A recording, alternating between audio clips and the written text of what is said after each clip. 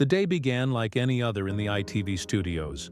Bright lights, polished floors, and Lorraine Kelly's familiar cheer filling the air. The team moved with that electric nervousness that only comes before a big broadcast. Today's guest was Prince Harry, and expectations were sky high. Weeks of preparation had led to this moment. What nobody anticipated was that it would soon spiral into one of the most explosive live interviews in British television history. Like before we move on, don't forget to hit subscribe button. As the theme music faded, Lorraine turned to the camera with her trademark smile. "Good morning, everyone," she said brightly. "I'm thrilled to be joined by Prince Harry to talk about his new charity work." The audience clapped warmly as the Duke of Sussex took his seat opposite her. Dressed in a relaxed blazer, he looked calm enough. But there was tension in the way his hands gripped the armrests, his smile tight around the edges. The conversation began pleasantly, gliding through Harry's projects and his foundation's goals. Lorraine, ever the professional, guided him effortlessly. Yet beneath the charm, she sensed unease.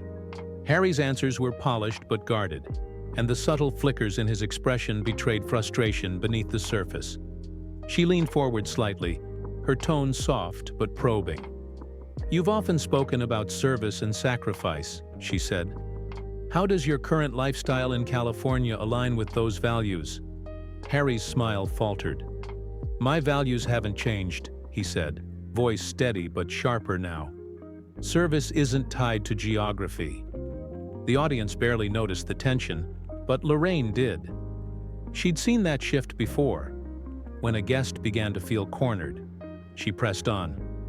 "Of course, but some viewers might see a contradiction between your criticism of the royal institution and your continued use of your title in business ventures." The air in the studio thickened. Harry's posture stiffened. "I think you're merging two separate issues," he replied. "My title is part of who I am, just as speaking out about harmful systems is part of who I am. I won't apologize for either." Lorraine's expression didn't waver, but her tone grew firmer. "I understand that. But when you speak about privacy while signing multi-million-pound deals with media companies, some people find that difficult to square." That question landed like a spark in a dry field. Harry's polite mask cracked. "That's unfair," he said, his voice rising. "We're telling our story on our own terms, not letting tabloids twist it." Lorraine, cool and measured, countered, "But you are selling it, aren't you? You're monetizing your privacy while condemning others for invading it. Can you see why that appears contradictory?" Harry's restraint snapped. "You have no idea what you're talking about," he shot back. "You sit here judging me from your studio while I've lived through things you can't even imagine." The insult stung, but Lorraine didn't back down. Her accent sharpened with emotion. "I've spoken to people who've suffered far worse and faced it with grace, not constant grievance. You're not the only one who's had a difficult life, Harry." Harry leaned forward, eyes flashing. "Is that what you call this? Grace? You invited me here under false pretenses to humiliate me." "False pretenses?" Lorraine's voice rose. "You came here to talk about your work. I asked legitimate questions. That's called journalism, accountability, something you seem to avoid since moving to your California mansion." Harry's anger flared. "Don't lecture me about accountability. Where was yours when the media destroyed my mother? Where was your integrity then?" The mention of Princess Diana sucked the air from the room. Lorraine's composure trembled but held. "That's out of line," she said. "I've spent my career treating people with respect, not exploiting them." Harry scoffed. "You're all part of the same machine. You pretend to be better, but you're just as complicit." "How dare you?" Lorraine snapped, her patience finally fraying. "I've never ambushed a guest or profited from tragedy. If you can't handle questions about your own contradictions, maybe you're not ready for public life." "I was born into public life," Harry shouted, rising slightly from his chair. "I didn't choose it. It was forced on me. I'm trying to protect my family from the same fate that killed my mother." The room was electric with tension. Lorraine's eyes hardened. "Your mother would be ashamed of what you've become," she said quietly. The words hit like a blow. Harry froze, color draining from his face. "How dare you presume to know what my mother would think," he said, voice trembling with fury. "You didn't know her. You're just another vulture feeding on her memory." Lorraine stood now, her voice steady but cold. "I may not have known her, but I know she valued dignity and duty, qualities you've forgotten." "You sanctimonious hypocrite," Harry began, but Lorraine cut him off. "Enough.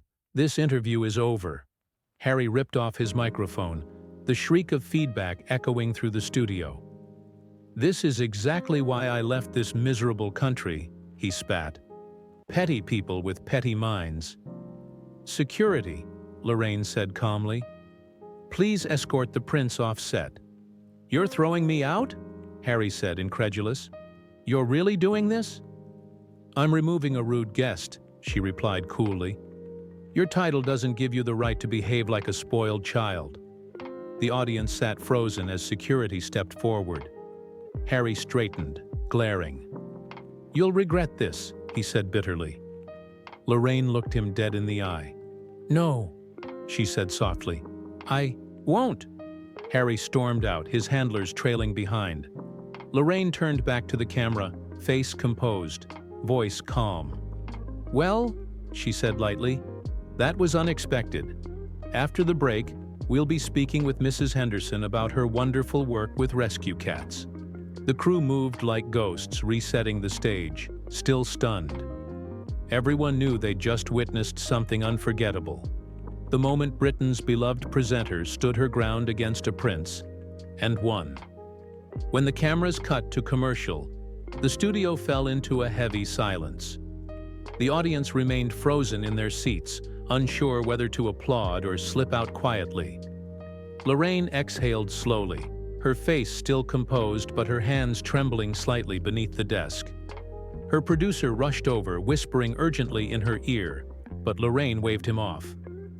"We'll finish the show," she said softly. "No drama, keep it moving." Behind the scenes, chaos had erupted.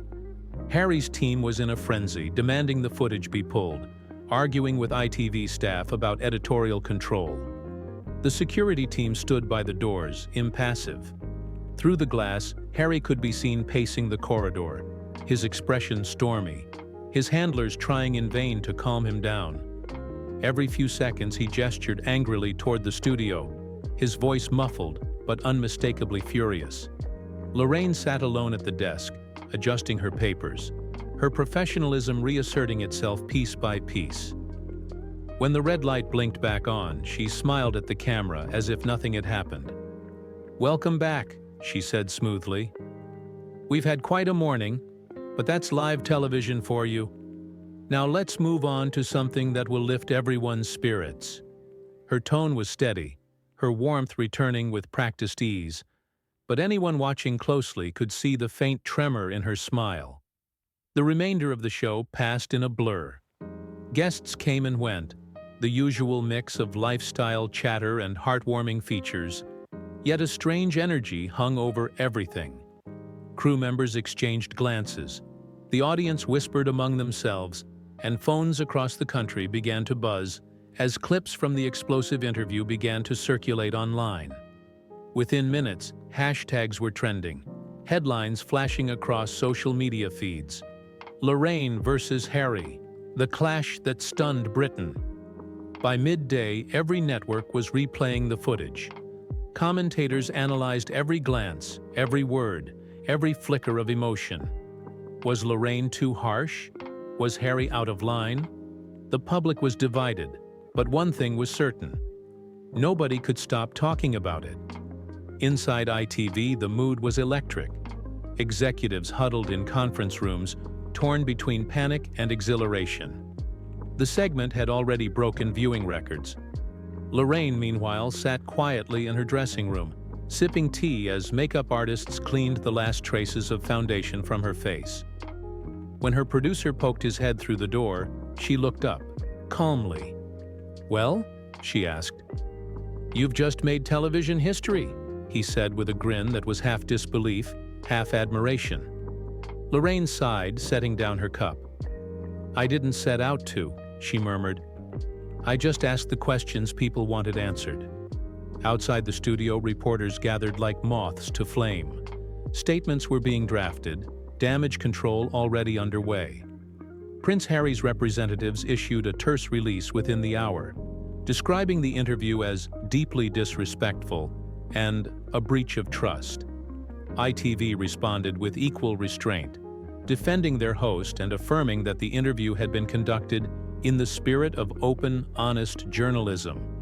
By evening, the footage had gone viral across every major platform. Some hailed Lorraine as fearless, a champion of accountability in an age of celebrity sensitivity.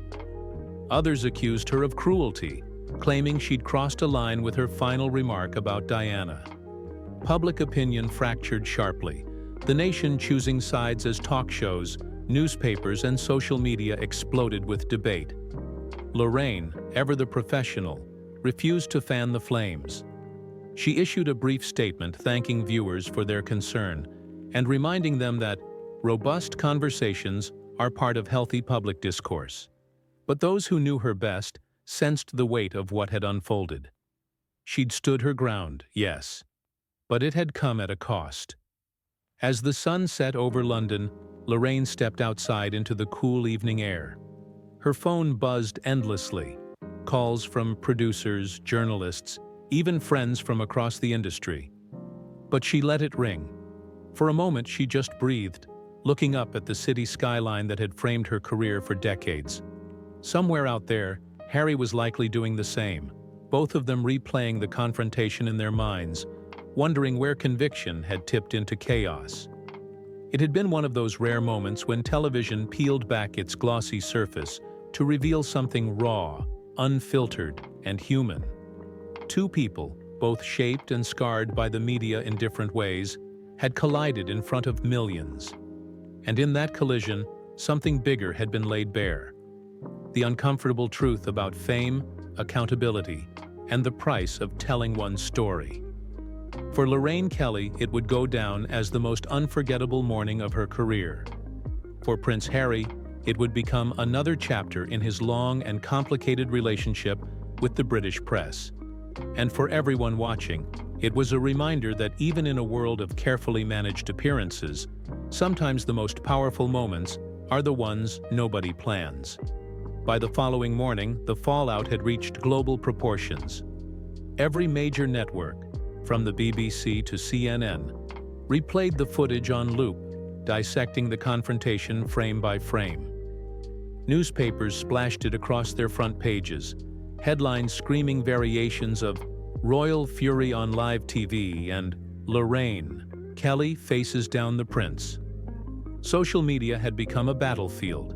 Hashtags trended, alliances formed, and the interview was being debated in pubs, offices, and breakfast tables across Britain. Public reaction split cleanly down the middle. Some viewers applauded Lorraine's courage, praising her for standing her ground and asking the hard questions no one else dared to. They called her fearless, the last real journalist on British television, and a national treasure who refused to be cowed by privilege.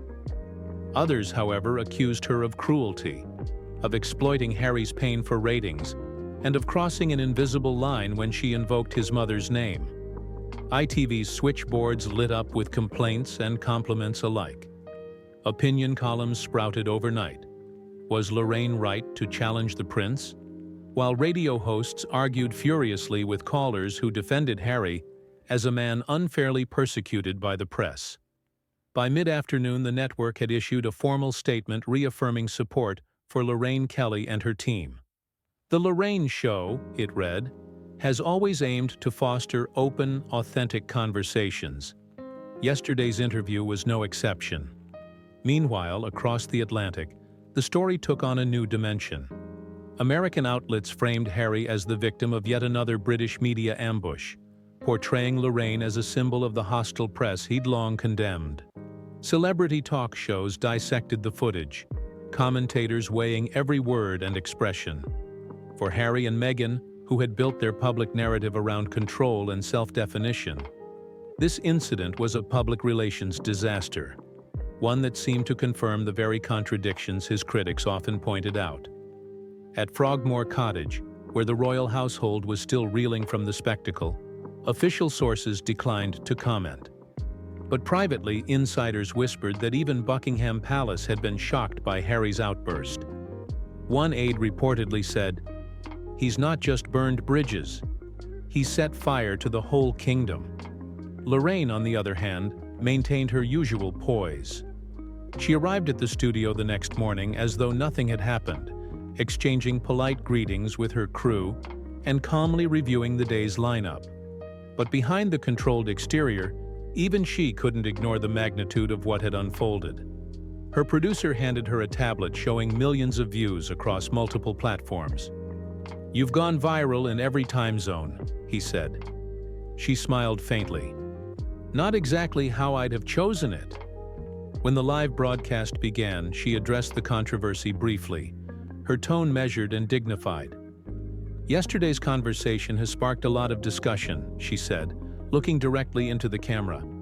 "That's the nature of open dialogue. It's not always comfortable, but it's always necessary. We wish Prince Harry and his family the best in their continued charitable work."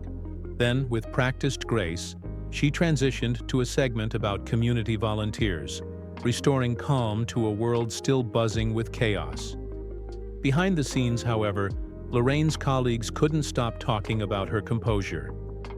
"You made history," one of the makeup artists whispered as she touched up Lorraine's foundation during a break. Lorraine gave a small laugh. "Or television trouble, depending on who you ask." That evening, in her quiet home overlooking the Thames, Lorraine finally allowed herself a moment of reflection. She watched the replay of the interview, the rising tension, the unguarded flashes of anger, the breaking of royal decorum, and saw not just two people clashing, but two worlds colliding. A man who had fled the institution that defined him, desperate to reclaim his voice, and a journalist defending the integrity of her craft. It had never been about winning or losing. It was about truth, pride, and the impossible space between them. Across the ocean, Harry released a short video statement filmed from his California home. His tone was calm but icy.